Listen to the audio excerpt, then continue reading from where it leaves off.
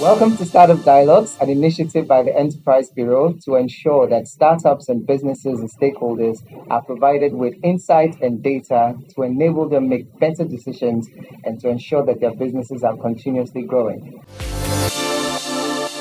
Today we are here with an amazing, well, I cannot say young man because his profile is like from here to the north, but he is a consultant to the Ghana Stock Exchange, especially with new products and listings. And he's also the executive chairman of Bargain Investment Limited, a private investment company that is having holdings in fintech, edutech, financial services, and of course, agribusiness. Here with me today is Mr. David Tetteh. Welcome, sir. Thank you very much for having me. I'm doing well. Good. Yes. I mean, startup financing has always been a major issue. And I'm looking forward to us discussing this today. But before we get into it, can you let us know what the Ghana Stock Exchange is all about? Okay, let me see whether I can break it down as much as possible. The stock exchange is just a market for buying and selling of securities. So if you're a company and you are looking to raise money, you come to the stock exchange and you hope to find investors that will give you the money. If you are an investor and you are looking to put your money into a company for a good return, you come to the stock exchange and look for a company, put your money in it and get a return. So the stock exchange is a market where investors that have money to invest and companies that are looking for money meet, and then the exchange products or securities that represent the exchange of money. So you have bonds, which represent debt to companies, and then you have stocks, which represent ownership. So when you want to take an ownership stake in a company, you buy a share or stocks in that company. If you want to lend your money to the company, you buy the debt of that company. And the stock exchange is where the exchange of these things take place. Oh, that's wonderful. So startups, do they also qualify? What kind of companies typically qualify to trade on the stock exchange? So, well, typically you would have a company. You would have a company that has a track record of performance for maybe at least 3 years, where a company has published its financial statements. Then you can then qualify to be on the stock exchange. Because if somebody wants to give you money, they would look at your track record, Of course. so that they can determine if I give you my money, I can get a good return. So that is why you would find companies that have a track record as usually the ones that are listed on the stock exchange. But that said, it doesn't mean startups are not welcome. On the alternate exchange, there's a space for startups, and I say startups advisedly because if I just graduated from university and I want to start an airline business, it will be difficult for somebody to trust me with his money. Whereas if I used to work with Qatar Airways as GM, and I'm coming to Ghana to set up an airline, then I have a track record. So it always comes down to your track record, your history, so that people can, back you. So startups are welcome, but the entrepreneurs must have a track record so that it's easier for them to raise money. Okay. So what I'm getting is that there's a role that trust and investors trusting businesses to make sure that whatever money they are giving is able to be put in good use, and then it's going to give returns for them to be able to, make some good returns on the money that they invested. But what typically forms the trust when it comes to a company that enables investors to want to invest in? What are some of the things that investors look out for? I know you mentioned having like 3 years financial records and all that, but what else goes into it? I heard about the Qatar example that you said, because that one has experience. So then the investors will trust that because of that experience, they will probably succeed in that business. But what else do investors look out for, typically in a business that they invest in? Okay, so as I'll try and break it down. When I give you money today, you are going to use that money for something, for whatever vision or project that you have in mind. My expectation is that when I give you the money, you use it for that actual project, and the project that you are going to deploy that capital in should provide a return. So you are selling me an idea, a dream, a plan. That's what you want to convince me to back. So investors would look for that dream, that plan, that project that you are going to deploy that capital in, and what kind of return is going to come out of it. So you want to start a factory. Who are you going to sell to? Are there people that are willing to pay for the goods and services that you produce? That's the first thing. How much are you going to charge for the services? Are you going to make a profit on that? And the profits that come in, how much am I going to get out of that? So really, I'm backing an idea. I'm buying into the future of your company. Even if you have a track record, I'm still buying into the future. So I want to know, this CD that you're taking from me, what are you going to use that CD for? And what is the return that is going to accrue on that CD? And how much of that am I going to get? So at the end of the day, that is what it is.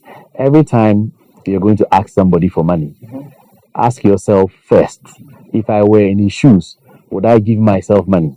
Which is not the case most of the It's time. always yes. So always check that.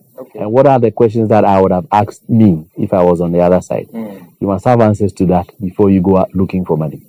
And if you would give yourself money, then you have a chance of other people giving you money. Startups, if you will not risk your own money on your business, please don't start looking for money, and definitely don't start worrying Mr. Tetteh after this interview to help you, especially if you know that given the opportunity, you won't even invest in yourself or your business. Welcome back to the Startup Dialogues. We are here with Mr. David Tetteh, a consultant to the Ghana Stock Exchange. Mr. Tetteh, you mentioned the alternative stock market. Can you tell us more about that? Because when I mentioned startups and the small businesses, that's where you took us to. So if you can enlighten us a bit about that, I think it would help us. So the alternate exchange was set up purposely to help SMEs in Ghana find capital to grow their business. The alternate exchange also admits startups, but that's why I use startups advisedly, because it's not like if you have an idea, you can walk to the alternate exchange and raise capital. So you need to again be ready. Even if you have a startup, you must submit a business plan that shows that you will be profitable within 3 years. Okay, you can submit that to an advisor. The advisor would work with you and find you the capital. But traditionally, if you are starting a business, you don't come to the stock exchange first. You would go to family and friends. We spoke about the trust issue, because it's your family and friends that know you, that will trust you, and that would first take a risk on you. So they are the ones that you should be able to convince to give you money first. After that, you probably will be looking for an angel investor, somebody you know, maybe not too well, but knows you, who has some cash to spare, who will come in, and then you show your first few months what you've been able to do with your family and friends' money, and they can come in and back you. From there, you would go up to a venture capitalist. You know, thankfully in Ghana now you have a venture capital trust fund, you have other private equity funds that do venture capital. From that stage, you'll be able to go to them, and then naturally from that stage, they will be exiting on the stock exchange, on the alternate market. So for financing businesses, you start from family and friends, go all the way up till you get to the stock exchange. But if you're an entrepreneur, you must have this vision in mind. Okay, one day I should be able to sell off a significant amount of my money, or invite other people to come in at a good valuation. That's supposed to be the pinnacle of entrepreneurship. So once you are starting in this year, you should have a long-term plan to put your company on the stock exchange and become global. That's why it's good to have these conversations, and that's why we're happy engaging startups, so that we can set them on a path to becoming global and world-class companies. That's interesting. I mean, it's very interesting for me to note that there's actually these avenues that businesses can raise money. But I would want to know, typically, how much can a business raise on the alternative stock exchange? What is there a cap, or is there a minimum, maximum? So for the exchange, for the alternate exchange, you need to raise at least 250,000 cedis. So it's very low. So if you need at least 250,000, you can come to the alternate exchange and raise it, and then you can get listed on the market. So the minimum is 250,000. What about the maximum? Is there a maximum? There's no maximum. There is no maximum. You can go into the billions. There's no maximum.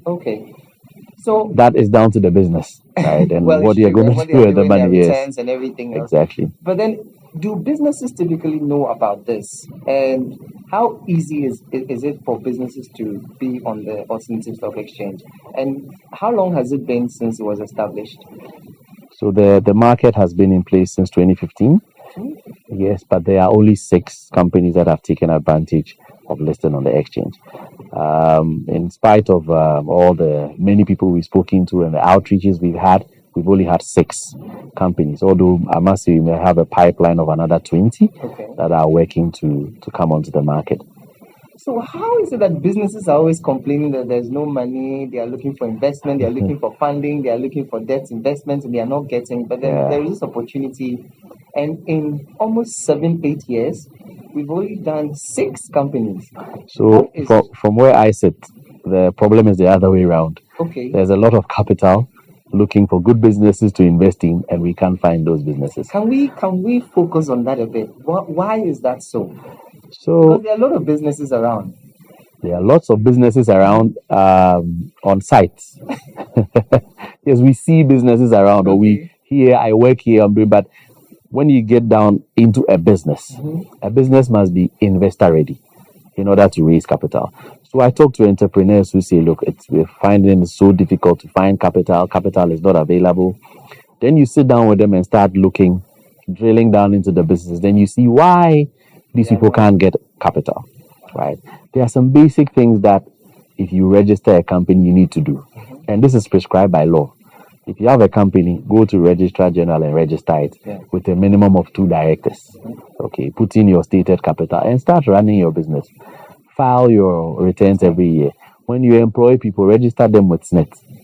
Pay your taxes, pay as you earn, etc. Register with VAT if you qualify. The law prescribes these things. But you find a lot of the companies are not even compliant in the first place.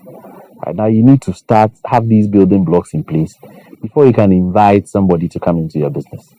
So that's one. Statutory requirements. A lot of companies don't even fulfill these basic requirements. It's fundamental. It is, but when you get in, then you realize it's not as fundamental. It's not. Yes, people find it difficult to do this. Why, I don't know. Then the other thing is, there is a science to running a business. Oh, okay. Please enlighten us. You need to understand the economics of your business. Okay. So, what service are you offering? What are you producing? How much does it cost you to produce that service or that good? What markup are you adding onto it and selling? Okay. What profits are you making? Of the money that you make, the returns that you make, how much of it are you putting back into your business? How much is going out? It's a very simple model, but people find it very difficult to understand this, appreciate costs, appreciate revenue, and the economics of their business. So somebody may be seeing cash because people are buying his goods or his services, right? But he doesn't know which part of that money is my capital and which part of it is my profit. And I'm saying it so easily and so simply, but when you get into companies, then you realize it's not as easy as that. So we have brilliant entrepreneurs with brilliant ideas, but they are not good managers. They are 2 different things. So you can have a very good medical doctor that is a top heart surgeon, but running a business is completely different thing. He doesn't know when to order his gauze and his injection and to make sure it arrives in time. So there's a science to running a business, and it's that part which is missing from a lot of the companies that we talk to. But you need to get that right in order to bring other investors into your business. Wow. Guys, so this sounds simple, like he said, but I like what he said about the science to running a business. And for us at Enterprise Bureau, this is what we are all about. Getting you the insights, the data, and even going further to help you to know what to do, when to do it, to ensure that your business not only survives, but also thrives. I know we are hard pressed for time, but I just want you to... Where do startups or businesses get this information? I mean, on a day-to-day. Do you run programs? Do you run courses? So the GACS runs information sessions. Okay. So you can look out in the papers, or you can check the website of the Ghana Stock Exchange and attend one of those information sessions. But you can also come to the stock exchange or call the stock exchange if you need more information around this. But it's important to attend an information session where you can ask questions. Right, we attend, there are professionals there who attend, brokers, lawyers, accounting firms. There's a whole ecosystem, venture capitalists. So if you attend one of these sessions, you actually benefit, from the full gamut of expertise that is available there. Okay. In conclusion, if you have to advise startups or businesses in general, what would the advice be? This is your last word on the program. Bounce your ideas off professionals. Okay. That's always ask the right questions from professionals. All right. You heard it. There's a science to running a business. Bounce your ideas by professionals and then have a vision that when you're starting your business today, in the next 3 years, you would be listed on the stock exchange, at least the alternative stock exchange, where you can raise up to 250 and above. Thank you so much. This has been a startup dialogue session by the Enterprise Bureau. See you again. Thank you very much.